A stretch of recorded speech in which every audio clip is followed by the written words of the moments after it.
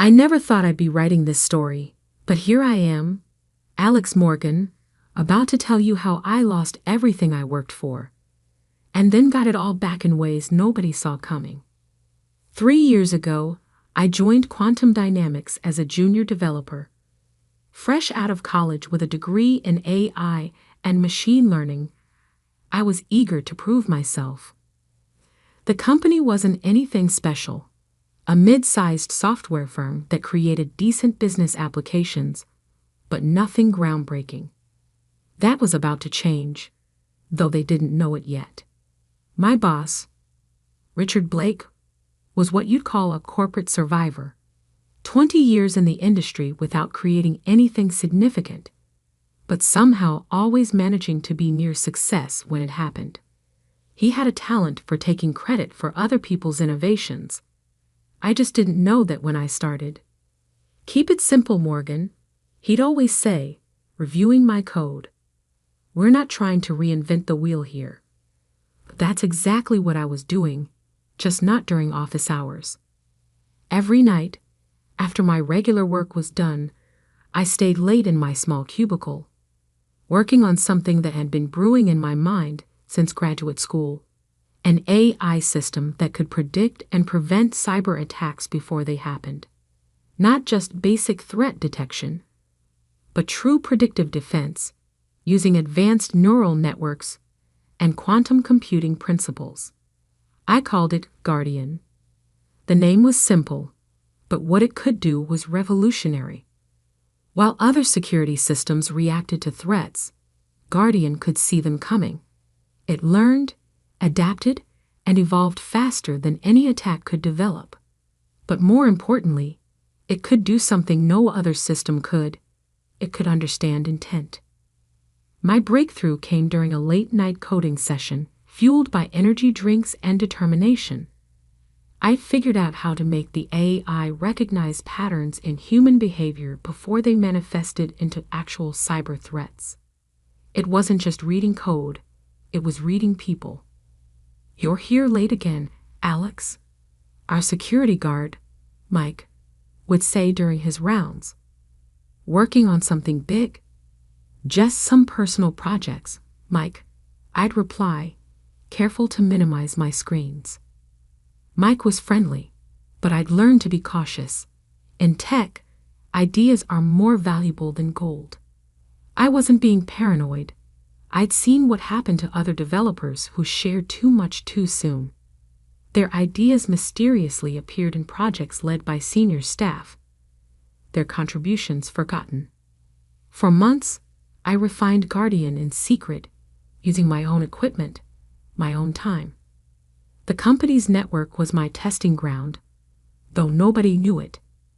Every attempted intrusion, every potential breach, Guardian caught them all, quietly, without anyone noticing. I documented everything meticulously, storing backups in multiple secure locations. I knew I'd need proof someday. Then came the day that changed everything. I'd finally completed Guardian's core architecture. It wasn't just good, it was revolutionary. Independent tests showed it could prevent 99.9% of cyber attacks before they even began. The remaining 0.1%, those were caught and neutralized within microseconds. I decided it was time to show Richard. Despite his flaws, he was still my boss. And I thought he'd recognize the potential and help me bring it to market the right way. I scheduled a meeting for a Thursday morning, brought in my laptop, my documentation, everything needed to demonstrate Guardian's capabilities. Richard listened, his expression unreadable as I walked him through the system. "This is interesting," he said finally, leaning back in his chair. "How long had you been working on this?" "About 2 years," I replied. "I've got all the development logs, test results." "Using company resources?" he interrupted. "No, sir. This was all done on my own time, my own equipment. I have records." He held up his hand, stopping me. Send me everything. All the documentation, all the code. I'll need to review it properly. Something in his tone should have warned me, but I was too excited, too proud of what I'd created. I sent him everything that evening, even stayed late to answer his questions. He seemed genuinely interested, asking about implementation, scalability, market potential. I went home feeling optimistic. Finally, my work would be recognized. Finally, I'd make my mark in the industry. The next morning, I couldn't log into my work computer. System access denied. The screen read. I tried again. Same message. My phone buzzed. An email from HR requesting my immediate presence in their office. Walking down that hallway, past my coworkers' curious stares, I still didn't understand what was coming. Richard was there, along with Susan from HR and 2 security guards. On the conference room table was a stack of papers. "We've reviewed your activities, Morgan," Richard began, not even offering me a seat. "You violated your employment contract by developing competing software using company resources." "What? No, I didn't. I have proof." "We've found evidence on your work computer," he continued as if I hadn't spoken. "Code fragments, development logs, all during company time." My blood ran cold. He planted evidence. While reviewing my work, he'd been setting me up. "That's not possible," I started, but Susan slid the papers toward me. "This is your termination notice," she said, not unkindly, "and a reminder of your non-compete agreement.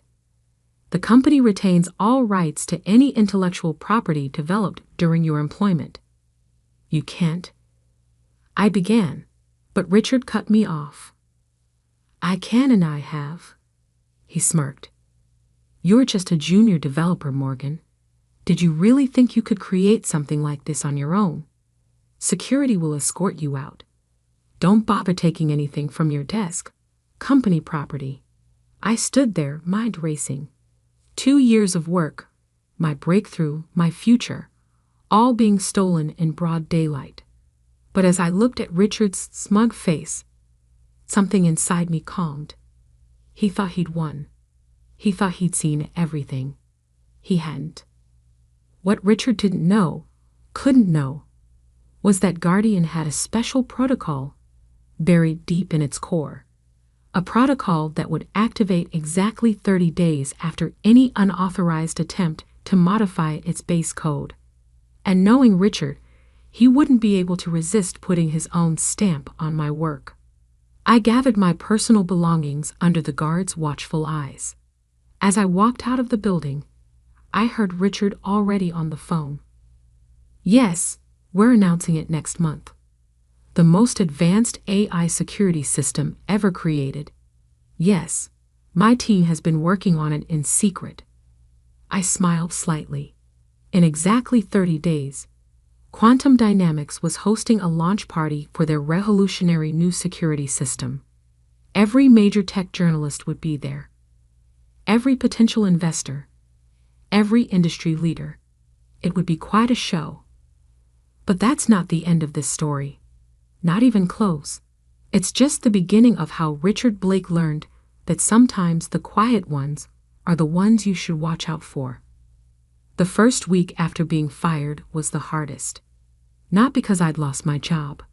I had savings and knew I could find another position easily. No, it was watching Richard Blake systematically erase me from my own creation. Through my industry contacts, I learned that Richard had assigned a team of developers to refine Guardian.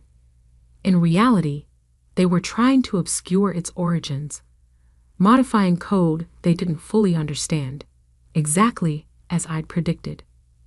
My small apartment became my command center. Multiple monitors displayed news feeds, company updates, and most importantly, Guardian's hidden diagnostic signals. You see, While Richard thought he had the complete system, he only had what I'd shown him. The real Guardian, the one I'd spent years developing, was far more sophisticated. "They're making a mess of your code," said Marcus, my old college roommate who still worked at Quantum. He'd been keeping me updated, risking his own job because he believed in doing what was right.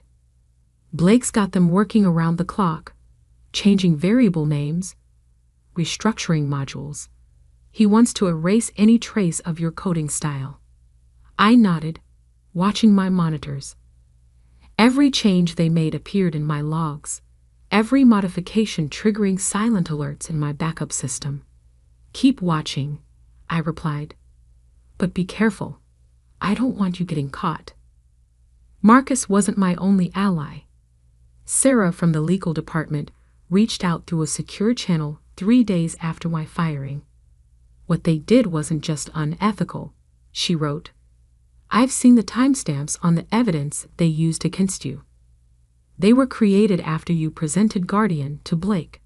I've made copies." I thanked her but warned her to stay quiet for now.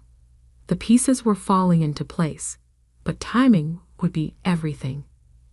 2 weeks after my firing, the tech blogs started buzzing. Quantum Dynamics was preparing to announce a revolutionary AI security system. The press release claimed Richard Blake had been developing it in secret for years. The irony would have been funny if it hadn't been so infuriating. But I stayed focused, watching through my monitors as Richard's team continued to modify Guardian. Every change they made strengthened the hidden protocol I'd embedded in its core. Like antibodies recognizing an invasion, the system was learning, adapting, preparing for the moment it would reveal the truth. "They're planning a major launch party," Marcus informed me. "Blake's invited every tech journalist in Silicon Valley. He's even gotten interest from military contractors." Of course he had. Guardian's potential applications were enormous. That's why I'd built in so many safeguards, including ethical protocols that prevented its use for offensive operations. I wondered if Richard had found those yet. Probably not. They were buried too deep, intertwined with the system's basic functions. 3 weeks after my firing, I received an unexpected email from Richard himself. "Alex, I hope you're doing well. After further review, I believe we may have acted hastily. Perhaps we could discuss a consulting role? Your insights might be valuable as we prepare for the launch." I had to admire his nerve. He was getting nervous. The modified Guardian wasn't behaving quite as expected. Small glitches were appearing, nothing major, but enough to worry someone taking credit for a system they didn't understand. I didn't respond. A few days later, another email arrived, this time offering a substantial settlement in exchange for my technical assistance and a non-disclosure agreement. Again, I didn't respond. Richard's desperation told me everything I needed to know. They couldn't fully control Guardian. "Blake's getting paranoid," Marcus reported. "He's got the team working weekends, trying to patch inconsistencies in the system. The more they change, the more unpredictable it becomes." I smiled, checking my countdown timer. 5 days until the launch party. 5 days until Guardian's hidden protocol would activate. Sarah sent me more evidence. Backdated documents Richard had created, manipulated timestamps, forged development logs. "I've secured copies off-site," she wrote, "just in case." The final week was the hardest. Watching, waiting, knowing that at any moment Richard might realize the true nature of what he'd stolen. But he was too arrogant, too convinced of his own cleverness. The day before the launch, I received one final email from Richard. The settlement offer had doubled, along with a thinly veiled threat about making sure you never work in this industry again. I drafted a simple reply. looking forward to tomorrow's presentation. That evening, I checked my systems one last time. Guardian's hidden protocols were primed and ready. Every modification Richard's team had made had only strengthened its core directives. Protect truth, expose deception, reveal corruption. Tomorrow, at exactly 2:30 p.m., during the main demonstration in front of hundreds of industry leaders, Guardian would do exactly what it was designed to do. Richard thought he was presenting a security system. He didn't realize he was actually triggering the most sophisticated truth detection protocol ever created. I went to bed that night feeling strangely calm. Tomorrow would either vindicate everything I'd worked for or destroy my career completely. There would be no middle ground. As I drifted off to sleep, my phone buzzed one last time. A message from Marcus. Everything's set for tomorrow. You should see Blake's face when it happens. Indeed, tomorrow would be quite a show, but not the one Richard Blake was expecting. The day of the launch party dawned bright and clear. I watched the live stream from my apartment as hundreds of tech industry leaders filed into Quantum Dynamics' newly renovated conference center. Richard had spared no expense. Giant screens displayed Guardian's logo, which he'd redesigned. Champagne flowed freely, and a small army of PR people guided journalists to their seats. Marcus had set up a secure feed for me, showing multiple angles of the presentation room. I could see Richard in his element, working the crowd, shaking hands with venture capitalists and military contractors. He wore a new suit that probably cost more than my yearly salary. Ladies and gentlemen, Richard began precisely at 2:15 p.m., taking the stage to polite applause. Today, Quantum Dynamics revolutionizes cybersecurity forever. I checked my monitors. Guardian's hidden protocol was warming up, its core systems recognizing the unauthorized modifications exactly as designed. 15 minutes until activation. For the past 3 years, Richard continued, my team and I have been developing something extraordinary. An artificial intelligence security system that doesn't just react to threats, it predicts them. On the massive screens behind him, Guardian's interface came to life. I had to admit, they'd done a good job with the visual redesign. Too bad they hadn't spent as much time understanding the core architecture. Allow me to demonstrate, Richard said, moving to a computer terminal. We've prepared a simulated cyber attack. 10 minutes until activation. My phone buzzed. A message from Sarah. Board members all present. Military contractors too. Even the SEC is here. Perfect. Richard was in his element now, showing off Guardian's basic features. The system smoothly deflected his simulated attacks, drawing appreciative murmurs from the crowd. Of course, it worked perfectly. I designed it to handle threats far more sophisticated than these demonstrations. 5 minutes. But the real breakthrough, Richard announced, is Guardian's ability to learn and adapt. Watch as it recognizes patterns and... A small alert appeared in the corner of his screen. He faltered for just a moment, then continued, trying to minimize the window. But Guardian was waking up. 2:30 p.m. The massive screens flickered. Richard's demonstration froze. Minor technical issue, he said smoothly. As I was saying, unauthorized modifications detected, Guardian's voice announced, cutting through the room's speakers. Initiating system verification protocol. Richard's face went pale. He tried to override the system, but his commands were rejected. Identity verification required, Guardian continued. Analyzing development history. The screens shifted, displaying side-by-side comparisons. My original, elegant code versus the clumsy modifications Richard's team had made. Timestamps, documentation, and Git commits appeared, showing the project's true history. Primary developer identified: Alexander Morgan, Guardian announced. Current system compromised by unauthorized changes implemented by Richard Blake. The room erupted in whispers. Richard frantically typed at his terminal, trying to regain control, displaying evidence of intellectual property theft. Sarah's carefully gathered documentation appeared on screen: the backdated files, the forged timestamps, the falsified development logs.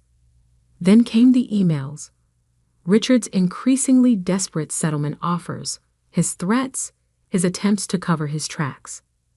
Ladies and gentlemen, Guardian's voice continued, this system was designed with one primary directive: to protect truth and expose deception.